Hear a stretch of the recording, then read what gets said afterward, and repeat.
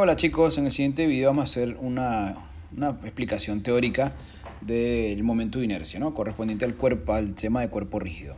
Entonces dice lo siguiente: ¿cuál es el significado físico del momento de inercia de un cuerpo? Entonces, momento de inercia. El momento de inercia se define con la letra I y latina. Y la fórmula para calcularlo para masas puntuales es la sumatoria de las masas por la posición a un eje perpendicular a esas masas al cuadrado. Es decir, si yo tengo un sistema de referencia y tenemos diferentes masas dando vuelta por ahí, ellas van a tener una distancia a un eje. R1, R2, R3. Digamos que este va a ser nuestro eje de rotación. Entonces la inercia necesita un eje. Vamos a poner aquí la inercia alrededor de un eje. ¿Sí? Sumatoria de cada una de las masas.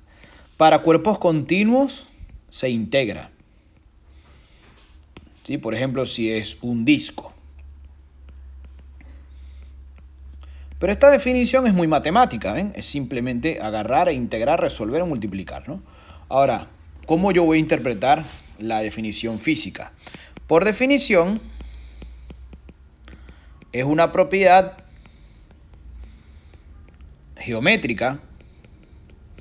Geométrica es porque depende de la posición al eje. Y que depende de su masa,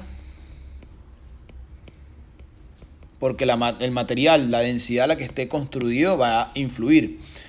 Que mide o que representa la resistencia a la rotación. ¿Cómo sabemos eso? Porque nosotros vamos a utilizar la tercera ley de la mecánica, que dice que la sumatoria de torques es igual a la inercia por gamma. Es decir, que gamma es inversamente proporcional al valor de la inercia. A mayor inercia, se necesita más torque para girar. Es decir, se resiste a la rotación. En cambio, si tengo poca inercia, es mucho más fácil ponerlo a girar. Por eso es una resistencia a la rotación. Y esa es toda la interpretación física para el momento de inercia. Ahora, ¿qué más? Dice, el momento de inercia de un cuerpo puede cambiar o tener más de un momento de inercia. No es que puede tener más de un momento de inercia, es que se calcula dependiendo del punto donde está el eje. El momento de inercia depende del eje de rotación. Por ejemplo, si yo tengo lo más obvio, que es un disco, y lo coloco a girar alrededor de su centro de masa, eso me va a dar un número.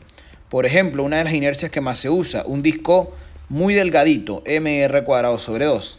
Eso es la inercia necesaria para ponerlo a girar alrededor de su centro.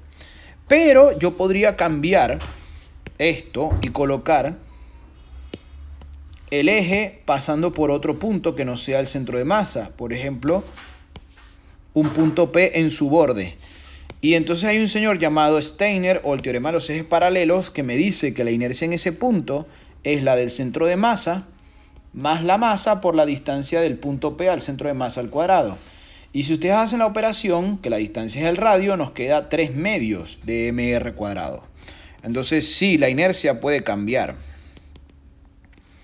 Cambia dependiendo del punto donde se calcule.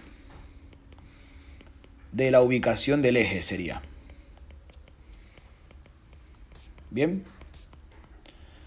Y bueno, eso es todo por este ejercicio. Como les digo, es bastante teórico para entender qué es el concepto de momento de inercia. Y lo vamos a utilizar en los próximos videos, ¿ok? Nos vemos en la próxima. Chao, chao.